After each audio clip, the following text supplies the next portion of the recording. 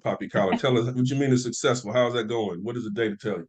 Is telling, I mean, when you start at the very, very top, right? That's like the CASP data is at the top of everything. We've had our CASP data has been improving and is better now than it was pre-COVID. And I know that that's not the same for every school district. And we were really proud to see that post-COVID, we increased our ELA scores on CASP, and we've been growing since then.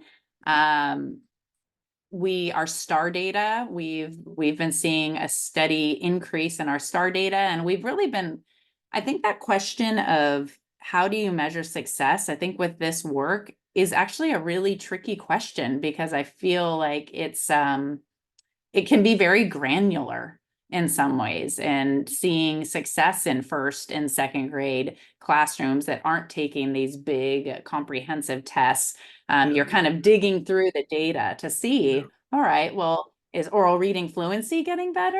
right. Is like the star again has pros and cons, right?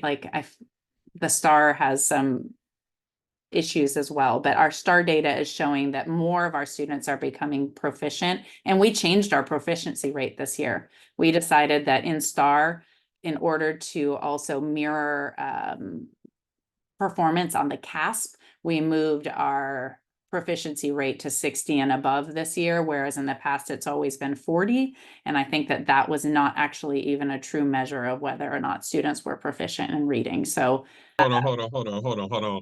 You just gave up the yeah, game. You just gave up the game right there. Because I used to listen. When I was a principal, we just we had a star and we did the same thing. You trued it up. You tried yes, to we did. align it to the level of rigor and expectation. It's something nobody really talks about that because Mm-hmm. these the standardized Mm-hmm. tests and everything, and these people game it a little bit. But once you got Yep. your stuff together, once you see the kids are actually learning, people are like, wait a second, these results, this doesn't really reflect what my kids can do. These percentages, they were barely reading and Yep. they were already scoring basic or whatever it is. So now, and so you've had Yep. to true up the expectation for the kids because the instruction, the teaching and learning has improved. Man, Mhm. that's a That's whole right. nother conversation right there about assessments. What does Yes. proficient really mean, and how Yes. things are calibrated? What do we really? How good is good enough? That's Once a right. teacher learning improves, you're like, wait a second, they could do better than that.